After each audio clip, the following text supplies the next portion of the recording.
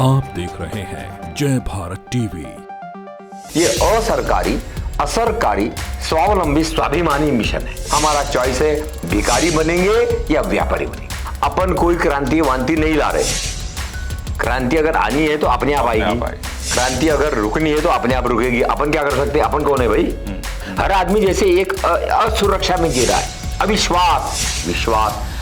मैं आपको एक दो बात बोलकर अपनी बात खत्म करूंगा। जी नमस्कार, स्वागत है आप सभी का जय भारत टीवी में। मैं हूं योगेश धस्माना।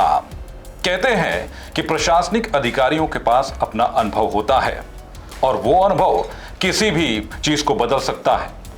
और यही अनुभव इस वक्त उत्तराखंड के काम आ रहा है, क्योंकि पहले यह अनुभव देश के काम आया जब एक पूर्व सचिव भारत सरकार, आपको बता दें कि कमल टावरी जी ने अपने पद को संभाला।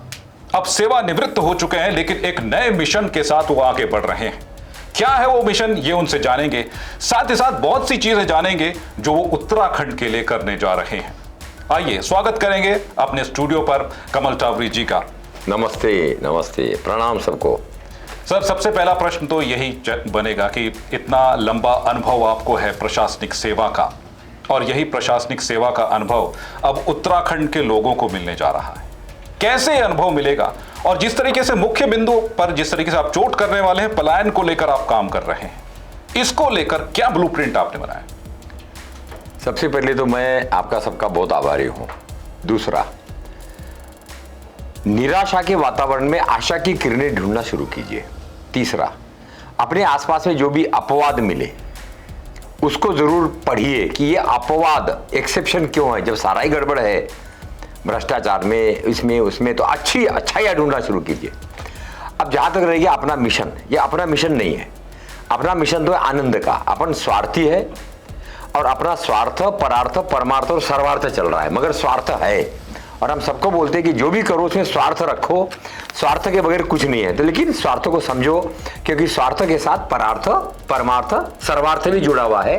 और अपन अभी 76 साल के हैं तो केवल स्वार्थी यानी मैं करने का हक नहीं है। मैं से हमको हम, हमसे वो से सब में जाना नेचुरल प्रोसेस है। Point number 1। पॉइंट नंबर 5, ये जो मिशन है जिसमें काम कर रहे हैं, अभियान, ये अभियान है आत्मा का परमात्मा से जो मिलन है, जो नेचुरल है, जो प्राकृतिक है, उसको समझना। मैं कुछ नया कुछ भी नहीं कर रहा हूं, क्योंकि अपने पास नया कुछ है ही नहीं। जो कुछ पुराना ही है उसी को थोड़ा कोरोना के युग में, क्लाइमेट इमरजेंसी के युग में, बेरोजगारी के युग में, शहरों से गांव की ओर वापिस आने की अनिवार्यता के युग में, पेड़, पानी, पर्वत, इनको बचाने के कंपल्शन के युग में हमारे सामने चॉइस नहीं है। अब ये सरकार बदलो, लोग बदलो, कलेक्टर बदलो, ये बदलने से कुछ बात नहीं होगी। बदलना पड़ेगा हमको, अपनी जिम्मेवारियों को। तो हमारा जो मिशन है, ये मेरा नहीं है जी, हमारे दोस्तों का है। ये असरकारी, असरकारी, स्वावलंबी, स्वाभिमानी मिशन है कि अपने को पहचानो, अपनी परिस्थिति, अपने हालत, इसको बोलते हैं स्वमूल्यांकन। स्वमूल्यांकन में आता है स्वाट। अगर आपने न सुना तो जरूर इसको पढ़िए। Strength, weaknesses, opportunity and threats. अपनी मजबूतियां, अपनी कमजोरियां, अपनी अपॉर्चुनिटी, अपने मौके, और फिर आता है खतरे। देखिए, खतरों को आप जरूर समग्रवाद में देखिए। हमारा जो अभियान है वो ये है कि जड़ से जुड़ो, यानी मोदी जी जो बोलते हैं लोकल, फिर बोलो बोलो बोलो बोलो, पूछो, वोकल, और फिर आता है आत्मनिर्भर बनो। निर्भर कभी भी नहीं बनेंगे। हमारा चॉइस है, भिखारी बनेंगे या व्यापारी बनेंगे। ये अभियान सबका है जी। मैं उसको थोड़ा बहुत धक्का दे रहा हूं अनुभव की वजह से। 76 साल का हूं इसलिए। हाँ। नहीं, आपके साथ कई लोग भी जुड़ रहे हैं, लेकिन सबसे पहले अगर युवाओं की अगर बात करें तो युवा कहते हैं कि उत्तराखंड में वो अपॉर्चुनिटीज नहीं है, लेकिन आप वो अलग जगा रहे हैं, उनमें एक स्वरोजगार की क्रांति जगा रहे हैं। तो ये कैसे संभव होगा? अगर उत्तराखंड का युवा इस वक्त आपको सुन रहा है तो आखिरकार कैसे इस क्रांति की तरफ बढ़े? स्वरोजगार की क्रांति जो आप ला रहे हैं, जो अलग जगा रहे हैं, उसमें कैसे शामिल? जैसा मैंने कहा, मैं फिर से क्षमा याचना के साथ कहूंगा, अपन कोई क्रांति वांति नहीं ला रहे। क्रांति अगर आनी है तो अपने आप आएगी, क्रांति अगर रुकनी है तो अपने आप रुकेगी। अपन क्या कर सकते हैं? अपन कौन है भाई? तो पहला पॉइंट ये है, युवाओं की आपने बात किया। सबसे पहले तो मेरा सब युवाओं से अनुरोध है, निराशा छोड़ो। पहला पॉइंट इसके साथ कोई कॉम्प्रोमाइज नहीं, निराशा में तो कुछ हो ही नहीं सकता, पहला पॉइंट। दूसरा, मार्केटिंग सीखो। अपने पास क्या है, अपने पास नाम है, पद है, पहचान है, गोबर है, गाय है, बद्री गाय है, स्वरोजगार है, फल है, फूल है, ज्ञान है, दिमाग है, शरीर है, आंख है, कान है। अरे बाबा, आपके पास क्या नहीं है? तो पहले तो ये सीखो। उसके बाद एक बात निश्चित है कि जो भविष्य है वो प्रकृति के साथ है, नेचर के साथ है। ये शहरों में, सीमेंट में, नौकरी में और एसी में, आपका एसी में, बड़ी बड़ी बढ़िया कारों में, बड़े बड़े बंगलों में भविष्य नहीं है। भविष्य है तो कहीं कहीं ना प्रकृति के साथ ही है, नेचर के साथ। तीसरा मेरा नवयुवक से रहेगा, करने वाले से सीखो।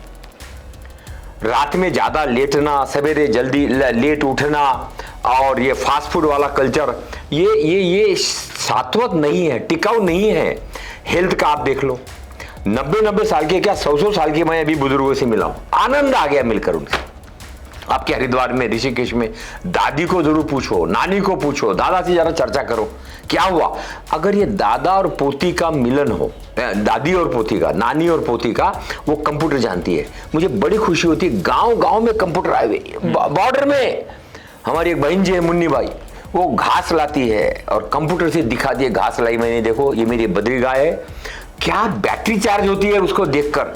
आशा की किरण है, मोबाइल की वजह से वो रिमोटेस्ट एरिया में बैठी हुई, पूरे दुनिया से जुड़ी हुई, कभी सोच सकते थे, हमारी पीढ़ी नहीं सोच सकती। तो मैं कहूंगा मार्केटिंग सीखो, करने वालों से सीखो, और आपको जो अच्छा लगे, पेड़ में, पानी में, गाय में, गोबर में, मार्केटिंग में, लिखने में, पेंटिंग में, कहानियों में, मजाक करने में, कैरिकेचर का धंधा बहुत बढ़ेगा। व्यंग, हम हंसते नहीं है, जिसको देखो मुंह बना के बैठा हुआ कि इसके क्या लूट लूं, क्या लूट लूं, या ये मुझे क्या लूट लेगा। हर आदमी जैसे एक असुरक्षा में जी रहा है, अविश्वास, विश्वास। मैं नाना अन्ना के साथ में 40 साल पहले काम करता था, मैं बंबई में था, खादी कमीशन में।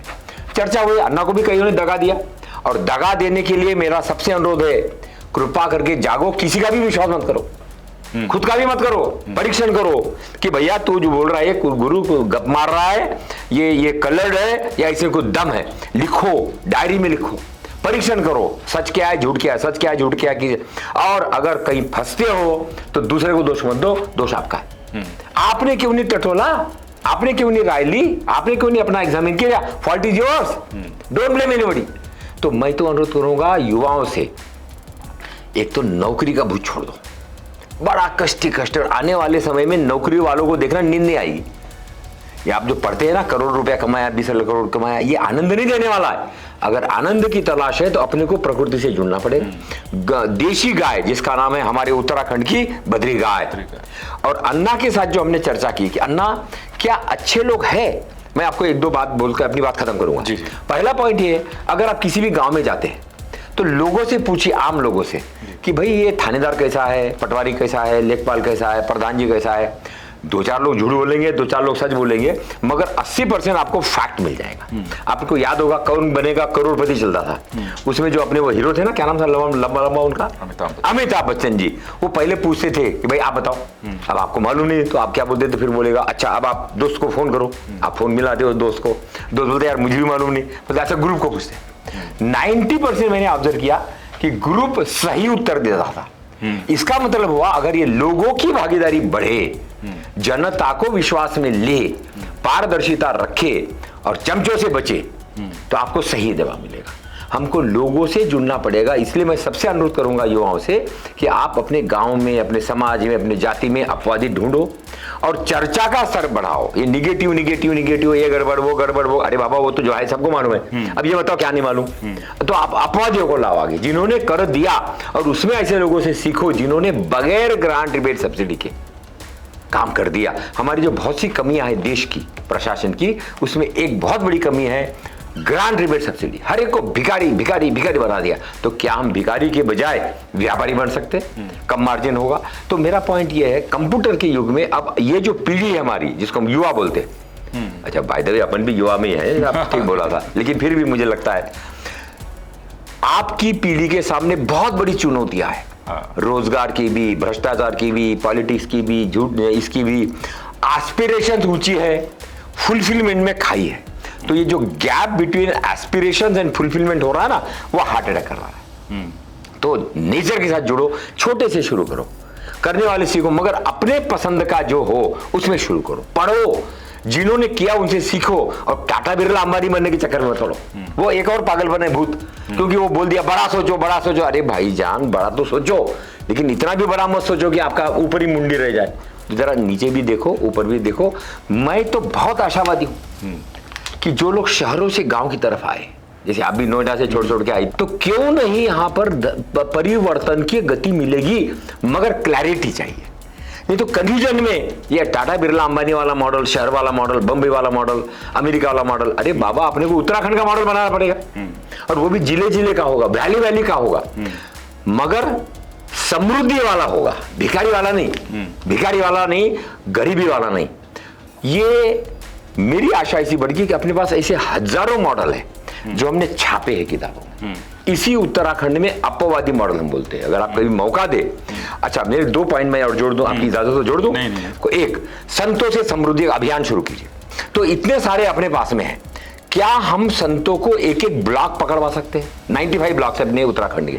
अगर एक एक संत एक एक ब्लॉक ले ले, और उसमें हमारे पास एक प्लान है 100 करोड़ का प्रति ब्लॉक इन्वेस्टमेंट, बैंकों के साथ, कोऑपरेटिव के साथ, लोगों के धंधे के साथ, इक्विटी के साथ, स्टार्टअप के साथ, तो अपना प्रति गांव 1-2 करोड़ का इन्वेस्टमेंट। तो एक तो होगा संतों से समृद्धि। हमारा ये स्पिरिचुअल स्टेट है, गॉड्स कंट्री है, तो हमको इसमें संतों की भागीदारी लाना जरूरी। एक दूसरा, इसमें हमको ये जो अपना पत्रकार प्रेरित पर्यावरणीय परिवर्तन, पत्रकार गांव गांव में सोशल मीडिया, बच्चे बच्चे के पास 12,000 15,000 का वो है। मैंने मुन्नी बाई का किस्सा बताया। अगर हम गांव में जो पत्रकार है, लिखता भी है, पढ़ता भी है, फिल्म भी बनाता है, यूट्यूब का भी है वो कंट्रीब्यूटर, अगर उनको विलेज का एक्टिवाइजर, विलेज का प्रोपेलर, विलेज का इन्वेस्टर, विलेज का मोबिलाइजर, विलेज का प्लानर करके ट्रेनिंग दे दे, वो ट्रेनिंग हम देंगे आपके साथ। अकेले आप कोई काम करना नहीं है, क्योंकि अपने को बनाना पड़ेगा उंगली की मुट्ठी। अकेले we are all bound to fail now, क्योंकि इतना मामला बिगड़ चुका है, अकेला थक जाएगा, हार्ट अटैक हो जाएगा। तो हम क्यों ना उंगली की मुट्ठी बनाए। मेरा अनुरोध यह है, जय भारत इसमें इनिशिएटिव ले। 95 ब्लॉक्स में धंधे बढ़ाने का धंधा, उसमें पत्रकार भी, युवा भी, उसको हम बोलते हैं माँ बाप, मास अवेयरनेस। जागो जागो जागो जागो, मास अवेयरनेस एंड बाप है block adoption and adaptation programme. 95 blocks है, उसमें शुभ लाभी स्वार्थ, अपने पसंद का पर्यावरण पूर्वक धंधा, झूठ नहीं बोलना और झूठ सुनना नहीं। दादी को जरूर लाना बीच में, दादी नानी बहुत इंपॉर्टेंट हमारा रिसोर्स है। हमने बहुत बड़ा अन्याय किया है बद्री गाय के साथ। उसमें जैविक आएगा, गोबर आएगा, गोमूत्र आएगा, हम आपको उसमें ट्रेनिंग करवा देंगे जिसका नाम है गव्य सिद्ध। मैं एक वाइस चांसलर हूं, चेन्नई में एक यूनिवर्सिटी है कांचीपुरम, उसका नाम है पंचगव्य विद्यापीठम। आप देख लीजिए वेबिनार में। सबसे बड़ी आशा है ये गांव गांव में आ गया है डिजिटल। अगर हम इसको सही रूप से लेकर प्रश्न करें, ये कभी नहीं बोलना प्रश्न करो प्रश्न करो प्रश्न करो प्रश्न करो, पहले अपने से करो, फिर लिखो क्या प्रश्न है, फिर उस पर उत्तर मांगो, फिर उस पर सोचो क्या ये उत्तर सही बैठता है, फिर धीरे धीरे धीरे धीरे धीरे धीरे चर्चा का स्तर बढ़ाओ, अल्टरनेटिव का स्तर बढ़ाओ। मुझे पूरा विश्वास है उत्तराखंड से भारत के लिए जय भारत का मॉडल निकल सकता है। जी बिल्कुल, हम इस भगीरथ प्रयास में शामिल होंगे। और ये प्रश्न भी आपसे जानना चाहेंगे, जिस तरीके से आपने अपवाद की बात करी, कई ऐसे चेहरे होते हैं जब गांव में जाते हैं आपको उनको देखकर खुशी होती है कि हाँ ये कुछ कर रहा है। ऐसा कोई चेहरा आपके सामने आया हो जो जीरो से जिसने स्टार्ट किया और आपको लगा हो कि हाँ एक ऐसा मॉडल? बहुत बढ़िया, आपका मैं बड़ा आभारी हूँ गुरु। आप सबसे पहले मैं आपको 2-3 नाम ले लेता हूँ। ये आपके जंगली अपना जगतवीर सिंह जंगली है जी, बहुत बढ़िया। 1.5 लाख पेड़ उन्होंने अपने पैसे से लगाए जी, अपवाद है। और 30 साल लगा, 20 साल लगा, मगर आज वहां पर पेड़ है, पानी है, गाय है, गोबर है, रोजगार है, पानी आ गया। वो नदी जो सूख गई थी, जो नाली है ना, पानी का जो स्ट्रीम था, पानी आ गया उसमें। तो मैं तो कहूँगा कभी चलो इधर एक चमोली लीजिए अपने, ये तो जंगली लीजिए हो गए, एक चमोली लीजिए अपना। ये जो मसूरी है ना, मसूरी के नीचे एक हिमालयन माउंटेन इंस्टीट्यूट है। ये डीआईजी थे अपना बीएसएफ में, रिटायर होने के बाद इन्होंने अपने पैसे से एक बहुत बढ़िया ट्रेकिंग, माउंटेनियरिंग, ये मैं 2 उदाहरण दिया। आप पशुधन का सेक्टर ले लो, 90% पशुधन लोगों के अपने पैसे का है। न ग्रांट है, न रिबेट है, न सब्सिडी है, न बैंक लोन है। ये अपवाद है। इसी तरह मुझे वो एक बड़े सेक्रेटरी बोल रहे, बड़ा बहस कर रहे साहब, मछली में बाहर से आती है मछली अपने यहाँ उत्तर प्रदेश में, तो उत्तराखंड में, सॉरी, वो बार बार बोल रहे थे साहब मछली के बगैर, ग्रांट के बगैर नहीं होता।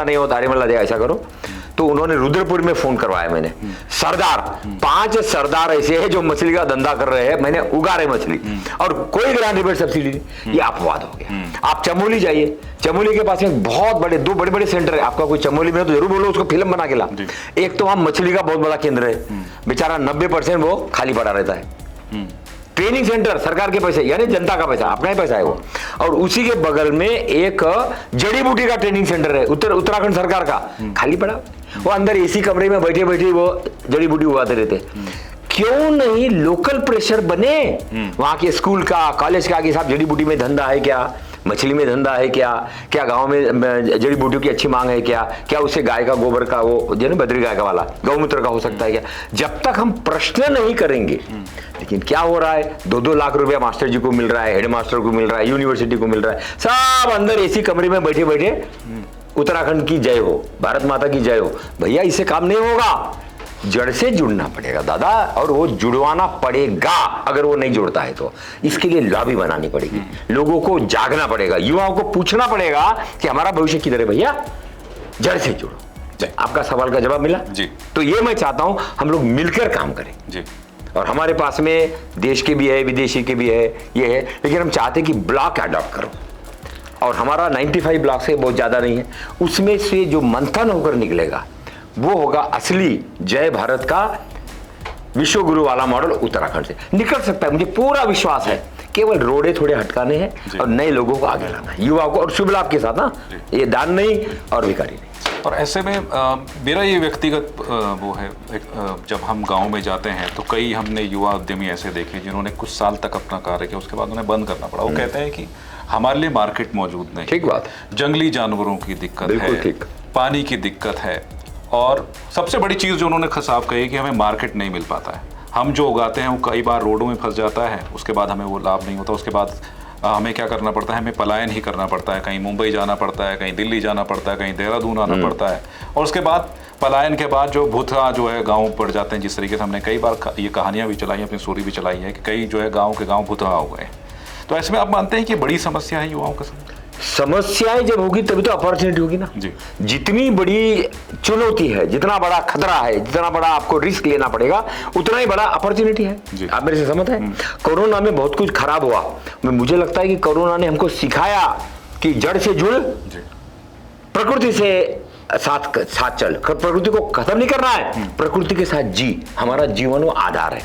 जहां तक इसकी बात रही, मैं आपको छोटा सा बताऊं, मार्केटिंग सदैव प्रॉब्लम रहा है। आप अपने पिताजी को पूछना, क्योंकि मेरे वक्त की बात है, चाय वगैरह पहले फ्री पिलाते थे, फ्री चाय, क्यों? मार्केट। उसके बाद में उसने बोला एक चाय फ्री, एक का पैसा लाओ, मार्केट। उसके बाद बोला अब मुंह मांगा दाम लो।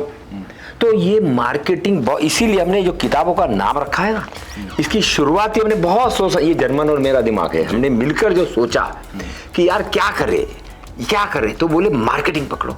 जिसने मार्केटिंग पकड़ लिया वो 90% जीत गया। तो मेरा अनुरोध ये होगा कि यंग लोगों को पहले सीखना चाहिए मार्केटिंग। पहले प्रोडक्शन में मत जाओ, जो आपका पास बहुत सारा माल पड़ा हुआ इधर उधर में, अच्छा शहद है, बुरान चाहिए, दो छोड़ो उसको। अभी हमारे एक दोस्त है उनियाल जी, ये 40 साल से दिल्ली चले गए थे, अपने यहाँ के रहने वाले। उनियालों का गाँव है ना इधर, जहाँ सारे उनियाल वहां से निकले। तो वो अभी वो कोरोना में इधर आए, तो उनकी मदर 90 साल की है। तो मदर के साथ उन्होंने बातचीत किया, हमारी वेबिनार होते बराबर, उसमें सुना उन्होंने बद्री गाय, गौमूत्र, पंचगव्य। एकदम उनको याद आया, छुटपन में माँ कुछ करती थी। माँ को मैं दर्शन करके मिलकर आया उनके गांव में। माँ को सब मालूम कि वो गौमूत्र, गोबर, घी, दूध, दही इसे मिलाकर पंचगव्य बनता है, और पंचगव्य में सोना डालने से स्वर्ण का भस्म आ जाता है। वो दिखाया उसने। हमारे दुबे जी है टीवी वाले, वो करीब उसको 10 लाख लोग देख चुके। बद्री गाय का महत्व, मेरा पॉइंट ये, पहले खुद बनाने के चक्कर में मत पड़ो, जिसने बना दिया है उसको बेचना सीखो। जिस दिन आपको मार्केटिंग आ जाएगा, आपकी 90% प्रॉब्लम खत्म, फिर जाओ प्रोडक्शन में। ऐसा मेरा एडवाइस होगा, और कम खर्चे में काम करो। ये बड़ा सीमेंट, बड़ा ये इसके चक्कर में पड़ने के बजाय लोकल यूज करो रॉ मटेरियल, कम खर्चे में, मगर जड़ से जुड़ना पड़ेगा। और एक ये प्रश्न आपसे जानना चाहेंगे, वर्धा में जन्म और गाजीपुर में कलेक्टर, और उसके बाद उत्तराखंड। तो उत्तराखंड ही गुरु ऐसा है, अपना एक छुटपन से आदत रहा, अपन थोड़ा उठापटकी थे ना बड़दा में। हाँ। तो एक तो हमारे यहाँ के आर्मी में नहीं जाते, आपके यहाँ तो बहुत जाते हैं, पौड़ी वोड़ी के तो बहुत आर्मी में भरे पड़े। हमारे वर्धा के अब बेचारे बाबू फाबू है ना, इस टाइप के लोग हैं। फिर अपने को तो छठी में मास्टर जी ने नापास कर दिया था, इसलिए कि ट्यूशन नहीं लिया। तब से मैं ट्यूशन का बहुत विरोध हूँ। ट्यूशन नहीं लिया इसलिए मुझे उसे नापास कर दिया, बताइए, इजाजत ही नहीं है। और उसके बाद में वही मैं छोटी स्कूल में गया तो उन्होंने मुझे मेरिट में ले आया। तो वही मास्टर, एक ने मुझे ट्यूशन नहीं लिया थे, नापास कर दिया, दूसरे ने मुझे ट्यूशन की बात ही नहीं, मगर उसने मेरा देखा कि भाई थोड़ा उठापट के आदमी है, तो उसने मुझे फर्स्ट क्लास में ले आया। लाया मतलब मैंने लाया, लेकिन उसने मार्गदर्शन दिया सही ढंग से। वर्धा मेरा जन्म स्थान है, हम लोग आर्मी में रहे, फिर आर्मी से उत्तर प्रदेश आईएएस का कार्डर मिल गया। फिर जब उत्तराखंड बना तो सरकार ने पूछा उत्तराखंड जाना चाहेंगे, तो मुझे मालूम था अपन तो हरदम जो काम कोई नहीं करता है ना, अपन उसके लिए वॉलंटियर रहते। और वो आदत मुझे आज भी है, जिसका मैं गर्व हो, मुझे बहुत गर्व है कि मेरी कुछ बहुत अच्छी आदत है। उसमें से एक आदत है फालतू का काम करने का, मैं एक्सपर्ट हूँ। तो उन्होंने पूछा चिट्ठी लिखी, तो मैंने कहा भाई ऐसा है, उत्तराखंड में अगर कोई बहुत लोग ज्यादा जाने को तैयार ना हो तो अपने को भेज दो। तो उनको बड़ी खुशी होगी कि उत्तराखंड कोई आना नहीं चाहता था, और उन्होंने भेज दिया मुझे। खैर मैं भारत सरकार में सेक्रेटरी रहा, कापाट में रहा, बम्बई में रहा, तो लेकिन मैं ट्रांसपोर्ट में, खादी में, इसमें रहा ना, तो बहुत संपर्क रहा, एनजीओ से संपर्क रहा।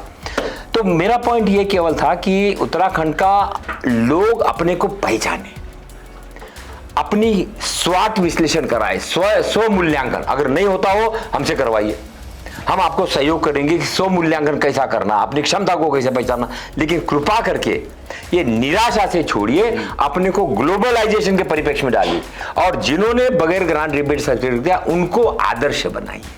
मैं तो बहुत आशावादी हूं कि इसको कोई रोक नहीं सकता। रोकेगा तो आपका अंदर का जो क्या है, डर वाला, खतरे वाला, सरकारी भूत वाला, सरकारी नौकरियां भूत वाला, वो नहीं हमको खुलने देगा, नहीं तो कोई रोक नहीं सकता इसको। लेकिन आपका जीवन ही पूरा मोटिवेशनल है, जिस तरीके से आपने कहा कि छठी कक्षा में आप थे, फेल कर दिया भाई, छठी में नापास कर दिया, बताइए। उसके बाद जब आप भारत सरकार में सचिव बने, सेक्रेटरी बने, और गाजीपुर में आप डीएम रहे, उसके बाद आप गए कि हाँ जी मैं आ गया हूँ। मैं अभी भी जाता रहता हूँ, मैं जहाँ मैंने एक काम और किया, मैंने एक काम और, आनंद आता है ना, मैंने एक काम और किया, क्योंकि उस वक्त मेरे दरवाजे खुले रहते थे। जब मैं ट्रांसपोर्ट कमिश्नर, खादी में इधर उधर रहा, हर दम दरवाजे खुले। मैं अभी उन सब डिपार्टमेंट में वापस जा रहा हूँ, 30 साल 40 साल पहले। जैसे गाजीपुर में 75 में था, 76 में था, आप सोच लीजिए कितना साल हो गया, 25 और 20 45 साल करीब हो रहा है। तो मैं जाता हूँ ना, तो कुछ लोग तो उसके समय के मिलते हैं, फिर बड़ी मजा आती है उनके साथ। नहीं, अध्यापक से आपकी मुलाकात नहीं, वो मध्य तो कभी भी गुजर गए बेचारे, वो यार बहुत पुरानी बात है, आप कहाँ रहेंगे वो। बहरहाल मैं उनको बाद में एक बार मिला, बोला साहब आपने बहुत एक गलत काम किया, लेकिन बोले देखो तुम नापास नहीं होते तो स्कूल नहीं बदलते, स्कूल नहीं बदलते तो तुम मेरिट में नहीं आते। तो बोले मैंने तो अच्छा काम किया। बोला गुरुजी ये तो बहुत अच्छा किया, लेकिन मैं अगर उससे फ्रस्ट्रेशन हो जाता मेरा, तो आपने कितना बड़ा पाप किया था। वो गड़बड़ काम में भी बतला रहे थे कितना अच्छा काम किया उन्होंने, कि तुमने स्कूल नहीं बदलते अगर तुम नापास नहीं होते। तो मैंने गुरुजी मान गया आपके दिमाग को, यहाँ पर तो हर नेगेटिव में पॉजिटिव बतला देते। अच्छा ही हुआ जो हुआ। अरे एक और लंबी कहानी, अभी टाइम है आपका? एक और भी है, मैं कमिश्नर था फैजाबाद डिवीजन का 1985 में। वीर बहादुर सिंह जी चीफ मिनिस्टर हो गए, और वो अपनी मीटिंग में साफ साफ बोला कि साहब ये जो राम जन्मभूमि वगैरह वाला मामला, इसको चलने दीजिए ऐसा कोर्ट वोट से, नहीं तो बड़ा प्रॉब्लम होगा। वो मैंने बोल दिया, और रातों रात उन्होंने मेरा ट्रांसफर कर दिया। कहाँ? खादी ग्रामोद्योग बोर्ड लखनऊ में है, केडी कोठी, वहां पर कोई तहसीलदार क्या एसडीएम कोई भी नहीं जाना था, बेकार का डिपार्टमेंट था ना खादी। मुझे पोस्ट कर दिया कमिश्नर से हटाकर, तो बड़ी पनिशमेंट थी। लोगों ने बोला भाई ऐसा क्या हो गया, मुख्यमंत्री नाराज क्यों हो गया। अब मैं दिल में सोचा यार देखो अपन तो वर्धा से आए हैं, मराठी वाले आदमी हैं, आपके पास बहुत दम हो तो राजीनामा दे दो, छोड़ दो आईएएस, कौन रोको है, कोई जबरदस्ती कर रहा है आपको? नहीं तो पहले पकड़ लो चुपचाप, सभी पकड़ते मुख्यमंत्री के पास, आप भी पकड़ लो कि साहब गलती हो गई, मैं आगे से कुछ नहीं करूंगा ऐसा। तीसरा ये कि 3-4 महीना चले जाओ, बाद में देखना फिर पटाना अच्छी पोस्टिंग। फिर मैंने बोला यार बेकार है तब तो चैलेंज है, मैं सबको बोलता हूँ दुनिया में कि अपॉर्चुनिटी, खतरा खराब को अच्छा करो, ये करो। फिर मैं उस सेक्टर में 15 साल रहा, खादी ग्रामोद्योग सेक्टर, बम्बई गया, और फिर मैं सेक्रेटरी भी बन गया। लेकिन मैंने वो सेक्टर छोड़ा नहीं, क्योंकि भारत की आत्मा जो है ना वो खादी ग्रामोद्योग सेक्टर में, और वो ग्रांट से नहीं होगा, ग्रांट ने तो मार डाला है। लेकिन वो असली आत्मा, क्योंकि ये फिर हमने प्लानिंग कमीशन में एक नाम बदलवाया, पहले उसका नाम था village and small industries division, ये सब हमने छापा है। तो हमने उसको बोला भाई देश को विलेज एंड स्मॉल इंडस्ट्रीज नहीं चाहिए, आपको चाहिए विलेज एंड स्मॉल एंटरप्राइजेस, उद्यम बढ़ाओ, रोजगार बढ़ाओ, कुम्हारी का, लोहारी का, मछली का, इसका उसका। खैर वो आया। मैं आशावादी हूं कि अगर यंग लोग जुड़े और हम उनको सही सही अनुभव दे, मार्गदर्शन नहीं दे, मार्ग तो अपना एक मार्ग ढूंढ लो तो बहुत है, उसको डोंट टेल मार्गदर्शन, उसको बोलिए भाई मेरा ये अनुभव है, मेरा ये विश्लेषण है, अब तू अपना दिमाग लगा। तो इसलिए मैं गीता का 18वां अध्याय का 63वां श्लोक बोल के अपनी बात खत्म करूंगा। बहुत जबरदस्त श्लोक है ये, गीता का 18वां अध्याय का 63वां श्लोक, खुद पढ़िए, अगर नहीं मिले तो फिर मुझे पूछिए। बहुत जबरदस्त श्लोक है, 18वां अध्याय का 63वां श्लोक। Kingdom of God lies in you, अत्तो दीप भव, be your own master. Be your own master. और इसी के साथ आपका बहुत बहुत शुक्रिया करना चाहेंगे कमल टावरी जी, सारा हमारे नमस्ते, सबको प्रणाम, नमस्ते के लिए, और हमारे युवाओं को जो है इतना अनुभव बांटने के लिए कि आगे वो अपने जीवन में बहुत कुछ कर सकते हैं। बस एक जज्बा उनको एक अलग अपने अंदर जगानी होगी और जीवन में कुछ ना कुछ कर जाना होगा। तो हमारी इस खास मुलाकात में अभी के लिए बस इतना ही। जय भारत टीवी में खबरों का सिलसिला लगातार जारी रहेगा और खबरों को जानने के लिए आपको हमारे यूट्यूब चैनल जय भारत टीवी को लाइक करना होगा, शेयर करना होगा, सब्सक्राइब करना होगा। और अगर आप ये इंटरव्यू फेसबुक पर देख रहे हैं तो हमारे फेसबुक पेज को लाइक कीजिए, फॉलो कीजिए, और खबरों को पढ़ना चाहते हैं तो जाइए हमारी वेबसाइट www.jaybharattv.com पर और पढ़िए देश दुनिया की तमाम ताजा तरीन खबरें। फिलहाल मुझे और कमल टावरी जी को दीजिए इजाजत। नमस्कार।